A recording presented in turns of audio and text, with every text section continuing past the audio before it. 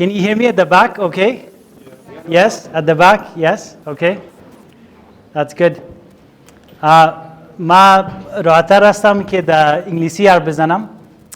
ببخشید ما در فارسی زیاد نمیتونم حرف بزنم. ما از افغانستان هستم ولی از افغانستان 30 سال شده که رفتیم از افغانستان. خود دری ما خیلی خوب نیست. معذرت میخوایم ما باید انگلیسی حرف بزنم. مشکل خود نیست که در انگلیسی حرف بزنم. نه؟ Okay.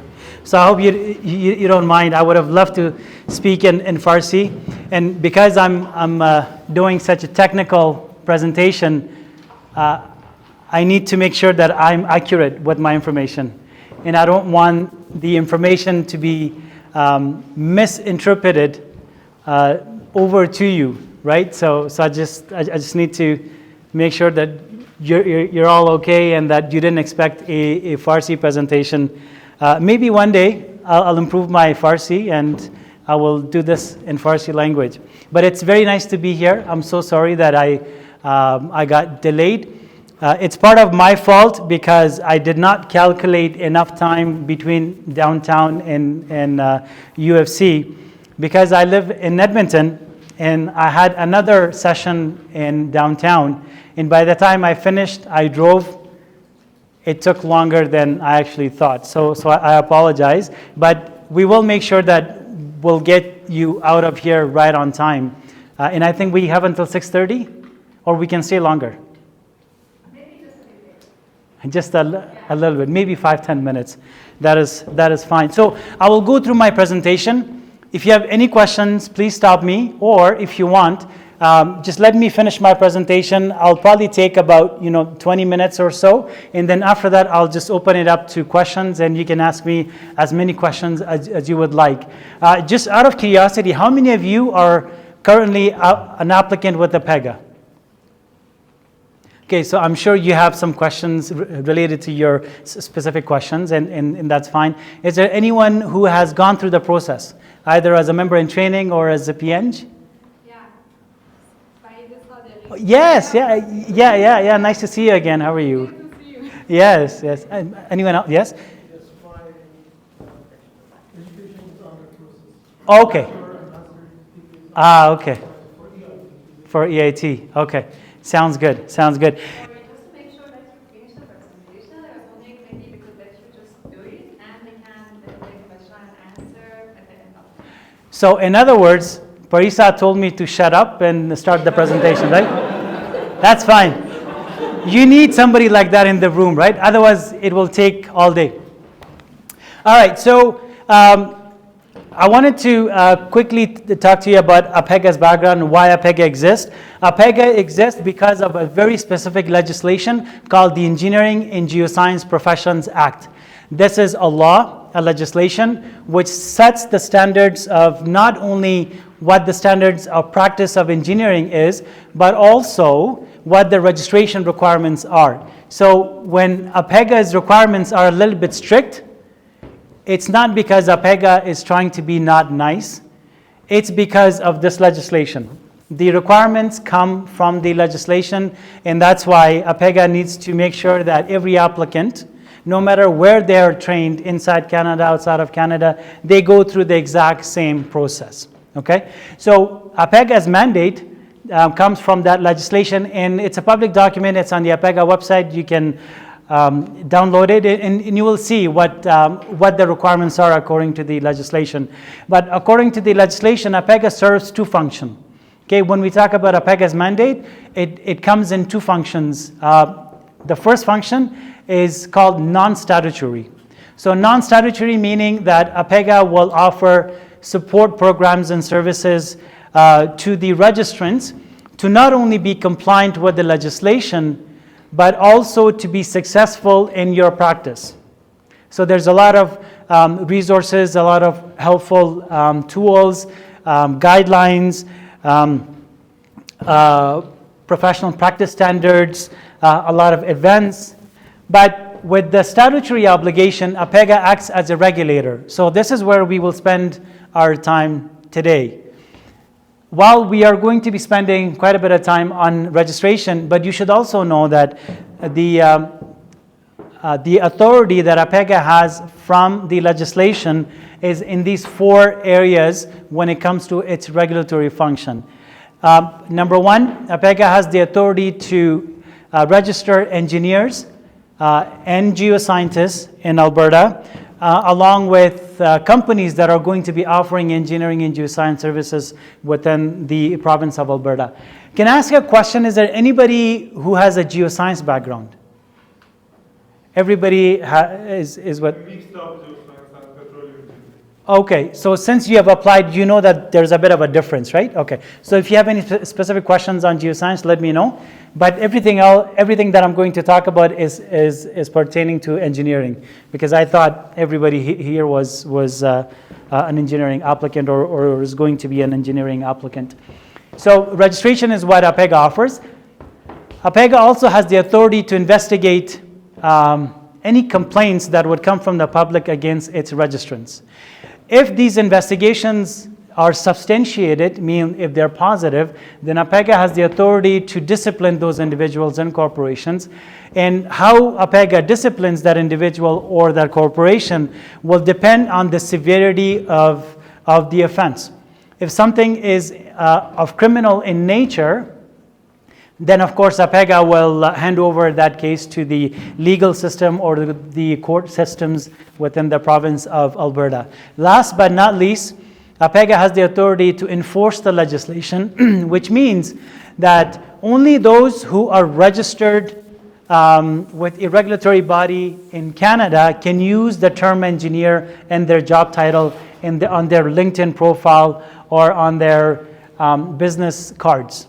Okay, so it's very important to understand that the term engineer, it's a reserved title.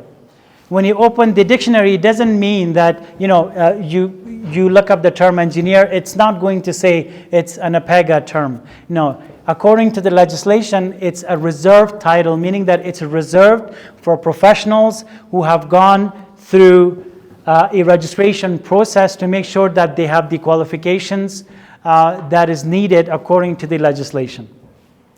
But there is an exception. You can work in the engineering field as long as you're being supervised or there is a professional engineer who has taken technical responsibility for your work. Otherwise, how are you going to gain the experience, right? So remember that while you cannot use the term engineer in your title, but you can still work in the profession as long as you have a professional engineer supervising you. All right, so I've been speaking about the legislation, and the legislation is quite clear to lay down what the licensure requirements are.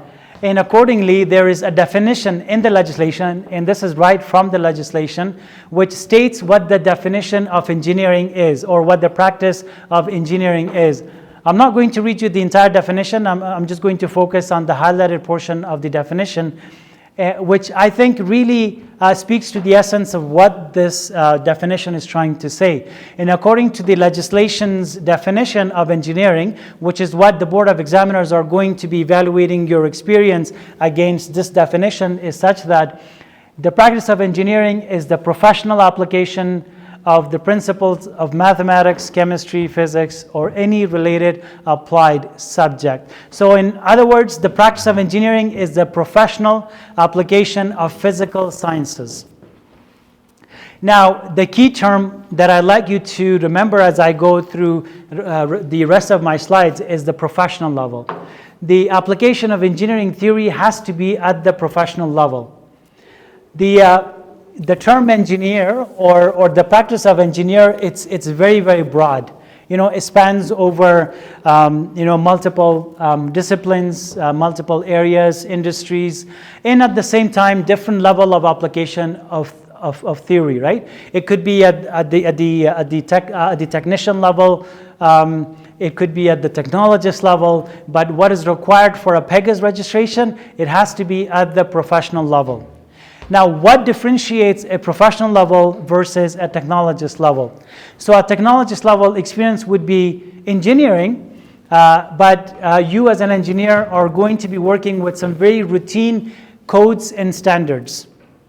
However, with the professional level of application of engineering, you need to demonstrate that you have been working with complex code standards and complex problems that require complex solutions.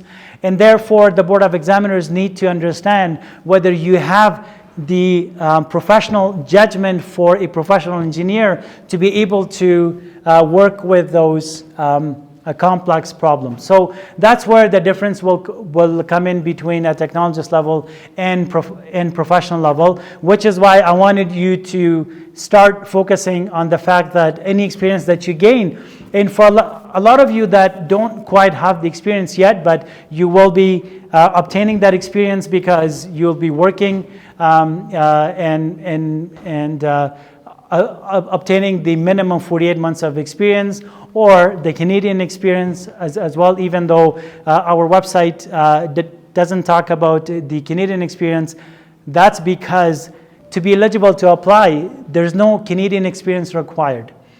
After the assessment, the board may want you to gain Canadian experience because the board would like you to have to be familiar with the Canadian environment, Canadian codes and standards, Canadian business practices, Canadian cold climate. I mean, of course, the cold climate does not impact every discipline, but it's all of the other stuff that may have an impact. But when you apply, even if you don't have any Canadian experience, but you have more than 4 years of experience from outside of Canada, and you do have at minimum bachelor's degree in engineering, even if that's from outside of Canada, I suggest you apply for professional membership.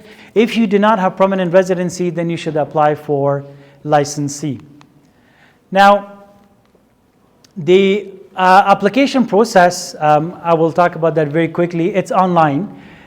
You can start the application at any time, anywhere in the world, and you have up to 90 days to work on the application and then submit the application. So remember, 90 days. After the 90th day, what happens? Your application is deleted because it's not submitted yet. It's not in a controlled application environment at APEGA. When you start the application, there's no requirement that you pay the fees because it is saved in the cloud just for you to start thinking about what is required. And APEGA is giving you 90 days because it is a very comprehensive application. It's not like a job application. It will take a long time. And you can submit it as soon as you are ready. If you're ready the next day, that's fine. If you're ready in a week, in a month, in 2 months, that is fine. But you should know that after the 90 days, it will be terminated and you will have to start all over again. So if you're not ready to submit your application within 90 days, then I suggest you do not start the application. Now, part of the requirement is that for your education from outside of Canada, you need to get an evaluation of your bachelor's degree. So even if if you've completed a Canadian master's degree or a PhD, that is great and it's going to help you in your application. But the starting point for the Academic Board of Examiners review is always based on your bachelor's degree. Why? Because it's the most structured program that the Board of Examiners could compare your courses against the unapproved syllabus that is at APEGA. All the engineering programs, almost all of them, at the bachelor's degree level in Canada are accredited through the Canadian Engineering Accreditation Board. So when you are applying with a degree from outside of Canada, the content of your bachelor's degree is compared to a syllabus that is accredited through the Canadian Engineering Accreditation Board. So that's why APEGA needs your bachelor's degree and not only your master's and PhD to be able to go through the review process. If you do not submit, if you choose not to, your application will be refused because that's really the minimum threshold.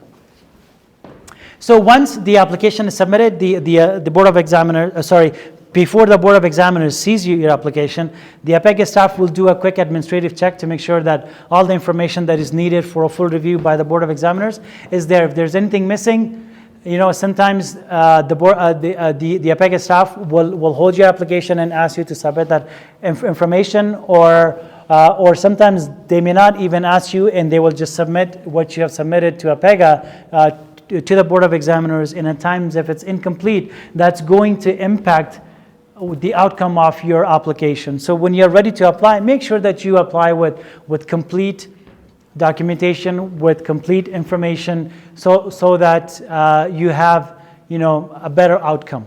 Okay, the Board of Examiners, when they look at your academics or experience, it's a very detailed look. It is not a cursory look that, you know, they just skim through the pages. No, APEGA receives about 7,000 applications a year. And APEGA has more than 160 examiners. So they're very busy, and they're looking at each application in quite detail. And whichever discipline that you belong to, your examiner will have the knowledge from that discipline. So a subject matter expert will review your application. You know, sometimes, you know, in the Western culture, they say, you know, you fake it until you make it. In this one, you cannot fake it. You have to be authentic. You have to be very detailed. You have to think through exactly what content you're going to put in your application. So you need to make sure that when you do submit, it is a complete application. Once the application is submitted and it's complete, from there onwards, APEGA will strive to render a decision within 6 months. It could be 3 months, it could be 4 months, 5 months. Actually, 94% of APEGA's applications are reviewed, and a decision is made within the 6 month mark. It could take longer. Sometimes you might be part of that 6% that APEGA is not able to meet that timeline. But majority of the time, as long as your application is complete, it'll be processed within the 6 months. Once your application is forwarded to the Board of Examiners, your professional application will go through two reviews. One by the academic examiner, and then one by experience examiner if you're applying for professional membership or licensee. And each review, recommendation from each review is then sent over to the executive committee of the Board of Examiners, and that's the body that is the decision-making body, and they will make a decision, and that decision could be one of three. Number one, the application is accepted, and an applicant has been registered as a member in the category that they have applied for. Or the outcome could be that the applicant has been deferred. Now, being deferred is different than refused.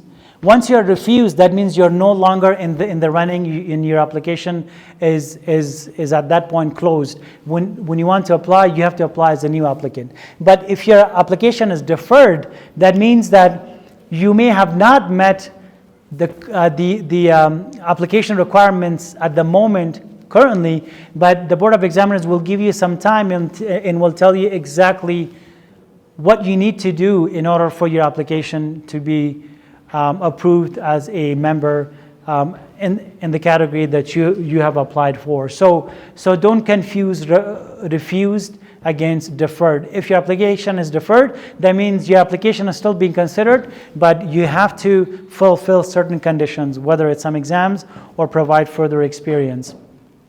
So I hope that is clear. I'm just going to quickly also talk about the various types of applications that you can apply for.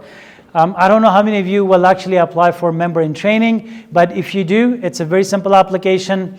You could probably do it in one day, but the only requirement in terms of documentation is that you get your credential evaluated from outside of Canada through WES, which is World Education Services, and then they will, bless you, and they will bring, they will send that report over to APEGA electronically, so you don't have to submit any academic documents from back home to APEGA. It'll be done through WES, through that report. And then the second requirement is that you must be of good character and reputation, and that you will fulfill by answering 9 questions as part of the application. Now, this is the beast. This is the ultimate license, the PNG designation. Now, if you hold permanent residency in Canada, how many of you do not have permanent residency in Canada? Okay, so majority of you. So then for you, when you do apply for professional membership, you should apply for licensee. Okay? The only difference between professional membership application and licensee is that as a licensee, you don't have to have the Canadian permanent residency. Everything else is the same. Your designation will be exactly the same. Whenever you go through this application process and you get your PNG designation, in order for you to switch your licensee application or profile to professional membership at APEGA, you just need to send a proof of your PR card, and it'll be switched automatically. There's no application required, and there's no fee required. That's only one time where application fee is not required. So in terms of the requirements, now when we look at the legislation, and again, all these are part of the legislation, which is why these are very strict requirement.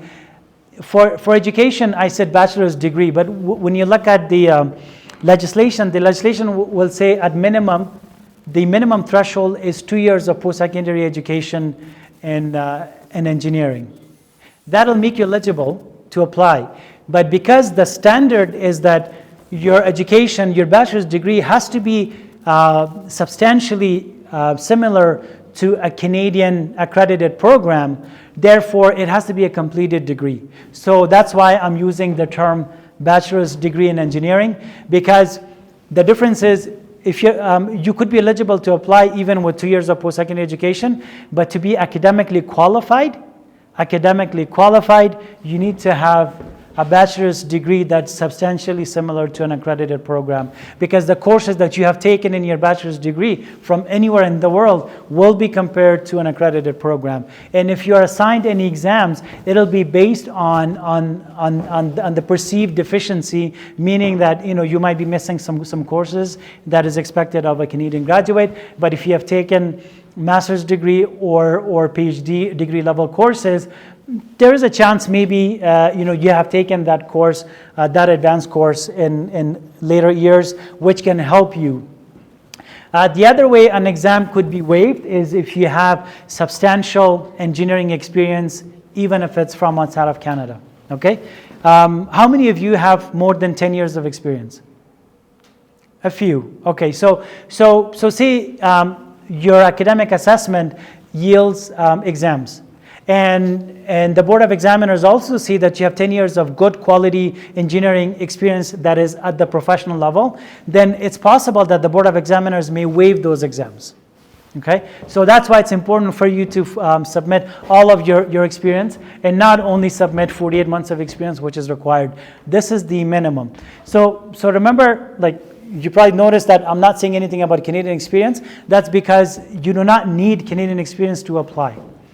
The board of examiners may still ask you, right, at a later point, but at that point you will know exactly what you need to do in order for you to become a professional engineer with APEGA.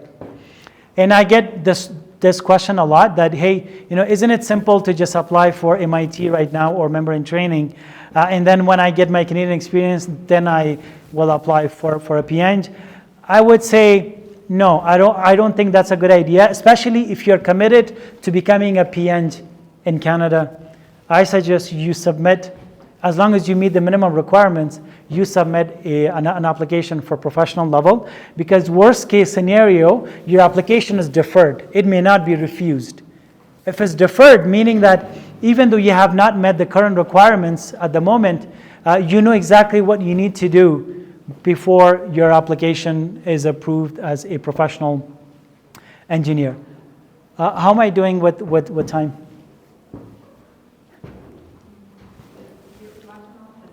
Yes.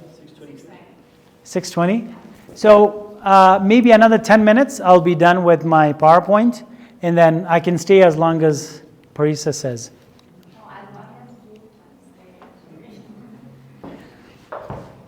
You should always know who's the boss in the room.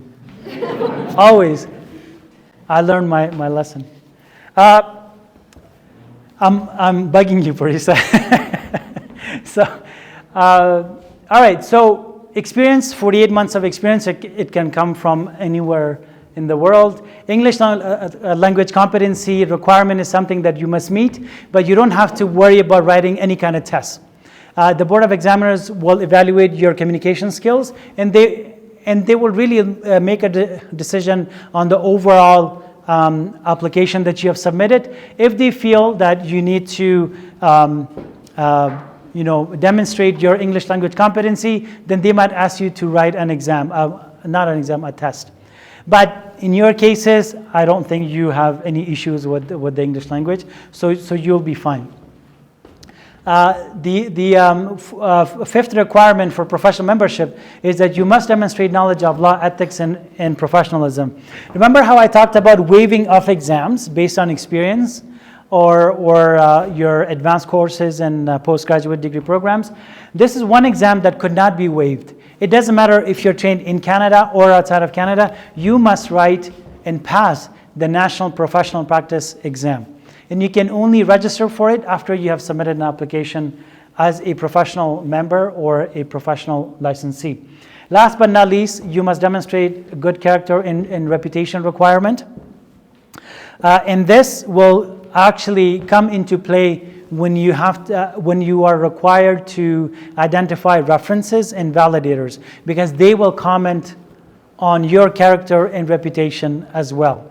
Okay, so when you do think of who you want for your references and validators, think of those things as well, because what they say also matters. All right, so what I'm going to do is, I'm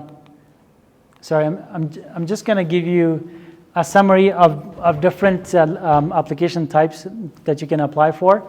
Member in training includes both engineer in training and geoscientist in training. So with this designation, you have the right to, you do not have the right to independent practice. Okay, so basically what happens is that if you are not registered with APEGA, while you can practice, but you cannot practice independently. Being a professional engineer or licensee, you have rights to full practice, meaning that you do not have to be supervised by any PNG, and the designation is PNG for both licensee and professional member. And remember, licensee, the only difference between licensee and professional member is that as a licensee, you do not have permanent residency in Canada. This one I have not talked about much. It's professional licensee, and it's also described as a limited license. So as a professional licensee, you can, if you are approved as a professional licensee, you can only practice independently within a defined scope of engineering work. Outside of that scope, you are not licensed, and therefore you have to be supervised. The reason why I'm focusing more on the PNG is I'm assuming everybody here is interested to become a PNG, not a PLNG, which is a limited license. Am I correct in that assumption? Yeah? Maybe, yeah. The area of the limited licensing, what's the meaning of the difference between licensee and professional licensee? Okay, sure, yeah. Here. So as a professional licensee, you can apply with a 2-year post-secondary education certificate or diploma. The experience requirement is 72 months, which is also different. Rest of the requirements are exactly the same as a professional engineer. But as a limited license, the limitation will be based on your area of practice, right? So whatever your specialization is, or whatever area of specialization you would like to be known for by the Board of Examiners, that's the area that you will be able to practice independently. Outside of that area, you have to be supervised, which is why it's called limited license, because it has limitations. And the other thing about professional licensee is that you don't have to go through the CBA process. CBA is only for licensee and professional member. I saw a hand up. Yeah, sorry. So regarding the references, can there No, I think that's a pretty hard no. Yeah, unfortunately, yeah. But I will talk about that more. So in terms of the experience, so the way APEGA evaluates engineering experience is through CBA, which is competency-based assessment. Now, CBA is a professional competence model that is built on 3 pillars. Pillar number 1 is that as an applicant, you have demonstrated that you have knowledge of engineering theory, and you would have gained that through your academic training, right? Pillar number 2 is that you have the skills and the abilities to apply that theory in creating practical solutions. Pillar number 3 is that you have the appropriate professional attitudes to safeguard the public against practices that may not be competent, practices that are not professional, practices that are not ethical. Okay, so these are the 3 pillars that the CBA is based on. Now, there's a definition as to what the CBA is according to the Board of Examiners. And that definition is as follows. CBA is a process which determines an applicant's suitability for licensure by verifying and reviewing their ability to perform engineering tasks through competencies. We will talk about the competencies, and there are 6 categories of competencies, and within each of these categories, there are subcategories called key competencies. In total, there are 22 key competencies that every engineering applicant for professional membership or licensee must demonstrate their ability in. Now, how do you demonstrate your ability in each of these key competencies? It's by drawing an example from your previous work experience. And it doesn't matter if that experience is from within Canada or outside of Canada. It does not matter as long as that example is verifiable, meaning that you've got a reference to that validates or confirms employment period, and you've got a validator who will confirm or validate your examples. In total, because there are 22 key competencies, how many examples would you need for the 22 key competencies? Take a guess. Yeah, so 1 example for each key competency. So in total, how many examples do you need? 22 examples. And all of the 22 examples have to be validated by a validator. Now, if the key competency that you are presenting on the application, it's part of the technical key competency, you have to make sure that the validator is an engineer. The validator who has had first-hand knowledge of your engineering activities, a validator, somebody who has supervised you, someone who has had more experience and more knowledge than yourself to be able to have the qualifications to comment on the quality of your experience with them. So the CBA, while it's a form-based system and you will complete a number of forms, and on those forms you will provide examples from your previous experience, and you will provide contact information for your references and validators. Your references will confirm your employment period. They don't have to be engineers. They could be from your HR department or finance department. The validators, especially for the technical categories, have to be engineers. Now, if you are drawing an example from a work experience that's from within Canada, make sure that your technical validator is a PNG. Outside of Canada, there's no requirement that they be PNGs, because outside of Canada, it's a different system, right? Now, the Board of Examiners, when they look at your example, they will be able to also review the comments that are received from your references and your validators, which is between APEGA and your references and validators. You will not know what those comments are. So what do the validators do? Well, validators will confirm the example that you provide, and they will be able to also comment on the fact that what you have written indeed took place. So maybe don't exaggerate. They might come back and say, well, that wasn't true, right? So you want to make sure that the examples that you provide are not only authentic and accurate, but also they're strong examples. So think about a period of time, where can you draw an example that will be very, very strong in demonstrating that particular key competency. Now, as part of the CBA, there's some Did you have a question? Yes. Okay, I'm actually almost done. Just hold on for 2 seconds. Not 2 seconds, like 2 minutes. As part of the CBA, there's something called the CBA scoring scale or rating scale, 0 to 5. Now, each of the example that you provide, it is rated or scored 3 times. The first time it is rated is by yourself. It's self-scoring. So according to you, what is your level of expertise in that particular key competency? 0 means that you don't have any knowledge of or experience or exposure to that particular key competency. And of course, 5 means that you have really mastered that particular key competency. Second time, the same example is rated is by your validator. Your validator will also score from 0 to 5. The third time, the same example is rated is by the APEGA examiner, who will say, based on their review, how do they see you fit on this scale. Now, there is a minimum score that you must have, and that minimum score for a key competency is a 1. You cannot have less than a 1. If you have less than 1 in each of the key competency, that means that you have failed that particular key competency. Now, the other minimum score that you have to remember besides the minimum key competency is the competency category. There are 6 categories. Within each of the categories, there are multiple sub-competencies called the key competencies. So you need to also meet the minimum average. And the minimum average ranges from 2 to 3. So you could be, say within the technical competency category, there are 10 key competencies. So within that 10 key competency ranges, you could be at a 1, at a 2, at a 3, again at a 1. You cannot be at a 0 as long as your average is minimum 3 for that particular key competency. You would have met that as well.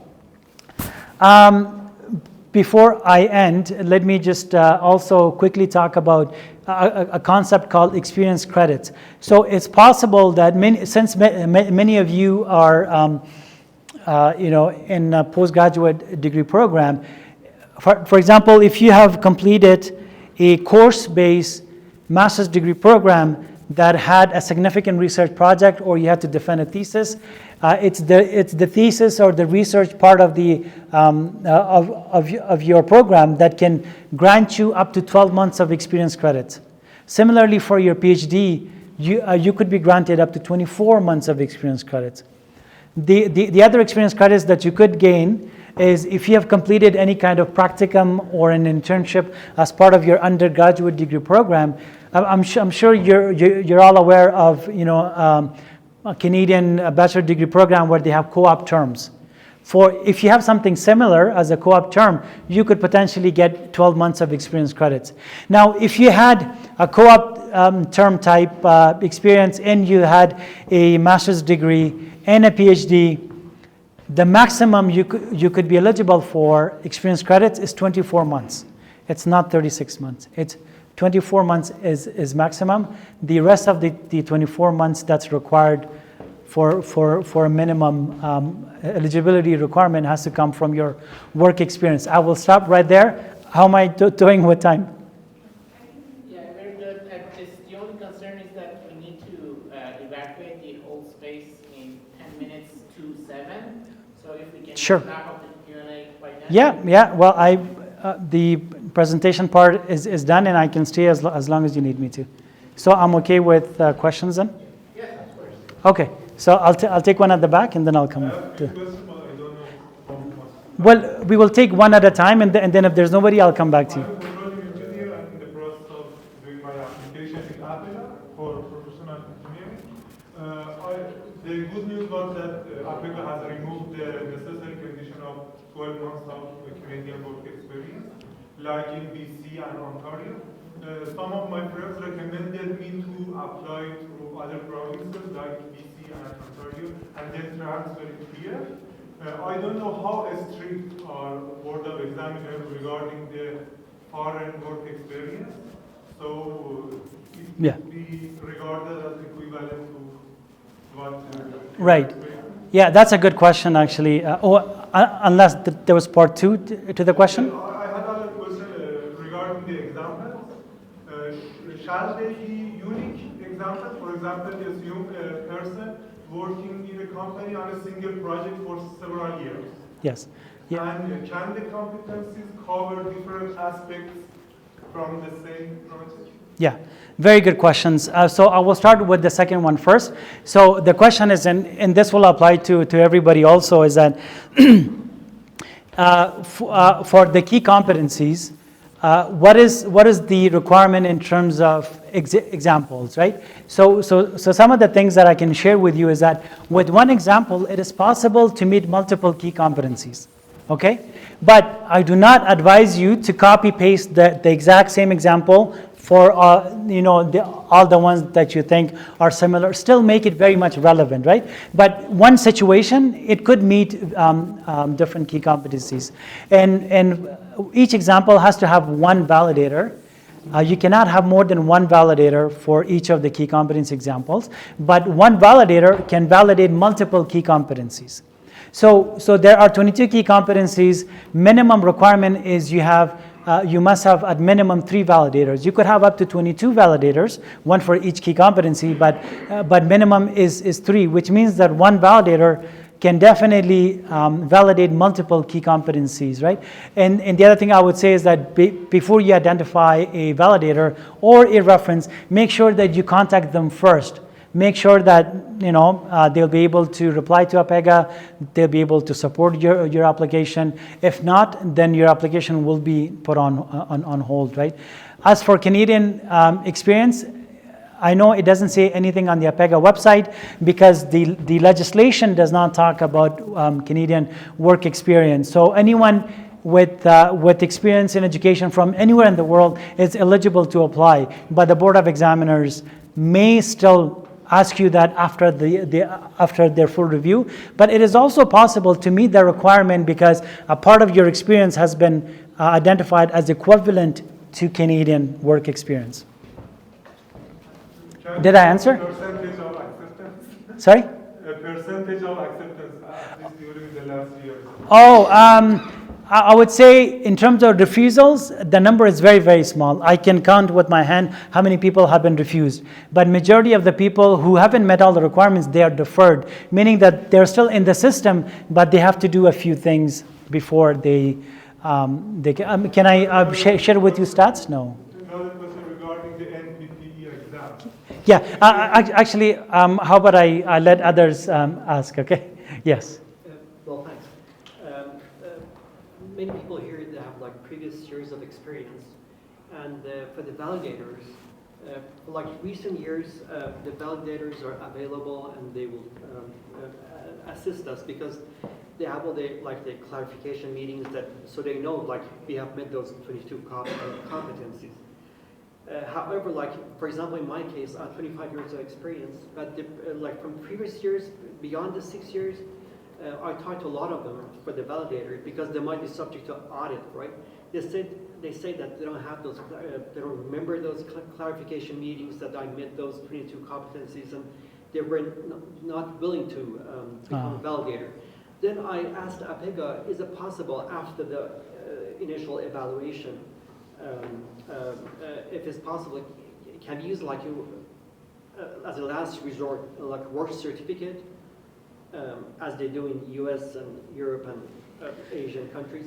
And they said it all depends after I'm in a review stage myself. After that, they might consider the work certificate for the years beyond because, I those see, okay. people, unfortunately, from many years ago, Yeah.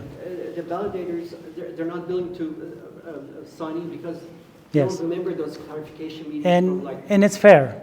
It's fair, right? So So unfortunately, the only way APEGA confirms or validates a work experience is through a person that would respond to APEGA. So having said that, what would be your second option? Like if those supervisors or managers are not going to validate your examples, is there anybody else in the company, maybe your colleagues, that may remember or that may give you that? if the answer is no, then my suggestion would be that draw examples only from area where you could get the validators from. And as for the rest of your experience, just write an explanation as to why you're not able to provide a validator, but try hard to at least get somebody from that company at that time. Process. Huh? I already submitted them. Oh, okay, okay. Review stage and Okay. the thing is beyond that, because I think like I just put down 6 years, so they're going to probably tell me to take some exams or something. Yeah, so in your case, and this is for everybody else as well, that if you have a very specific question based on your specific application, I suggest you send me an email. I will have to look into your application, and then maybe I can advise you accordingly also to see what options there might be. But that's a valid situation. Yes, at the back, and I'll come back to you. Yeah. First of all, thanks for the presentation. Second of all, does APEGA cares about the grades that were obtained during the course of my bachelor's? Let's say you're going to evaluate the course with the course in order to see if my courses are equivalent to the ones in Canada. How much do you care about the grades that Oh, okay, yeah. No, none at all. As long as you have passed it and you have completed the program and that you have fulfilled the program requirements, that's all that it matters. So it doesn't mean that somebody who's got a C and you have an A, you will have a better or they will have a worse opportunity. No, as long as you have fulfilled it, that's all that matters. Yeah. Yes. For the one person who is new in Canada, according to your recommendation, it is better to apply for the EIT even if the person has many years of experience outside of Canada and after 1 year working in a Canadian companies, then he can apply for the PhD, or your suggestion is to apply from the beginning for the PhD? I suggest you apply as a PhD. Yeah, that's simple. I mean, the choice is yours, of course, but I would say start with the right application that you will be writing at some point anyway, and it's going to take you a long time. So why not start the process right from the beginning at the right level?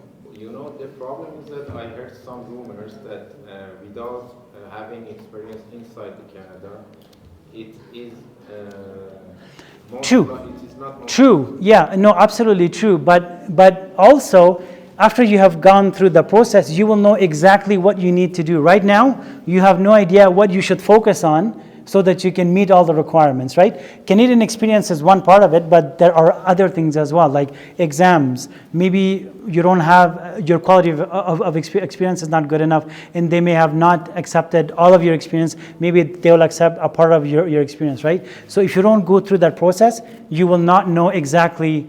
I mean, my personality is that I always want to know exactly what do I need to do in order for me to reach my goal. And if your goal is a PhD, I suggest you apply for a PhD, but the choice is yours. Yes? Is there any limitation to how essential job experiences? For example, if there is 2 or 3 years gap in between and you have experience before that. Right, so the gap, the gap is questionable, but it also matters what you did in that gap, right? So did you change a career or study? Yeah, no, that's totally fine. That is no problem. So if before that study we have, for example, 4 years experience, can we actually refer to that 4 years experience? Now, was it before your bachelor's degree or after? After. After is fine, yes. Okay. Yes. Okay. The 2 brothers at the back. Yeah. How does the APEGA evaluate the foreign validators' eligibility? I mean, since they don't have PhD, Very good question. how does it? Yeah. Yeah, very good question. So how does APEGA know that the validator is actually an engineer? So number one, the ethical framework is extremely important within the regulated profession of engineering and geoscience. So that ethical framework, you have to be within that ethical framework, and ethics actually starts from your application. So you have to be, everything that you say on the application has to be true 100%. If at any point APEGA does, through an investigation finds out that you are not true in your application, in any aspect of the application, that could be a huge, huge problem, right? So that's number one. Number two, APEGA might ask for a resume of the engineer. And APEGA will contact the engineer electronically and directly, but there's a big component of trust system. Yeah, and there was a question? My question is actually related to everything you're doing as a relevant experience.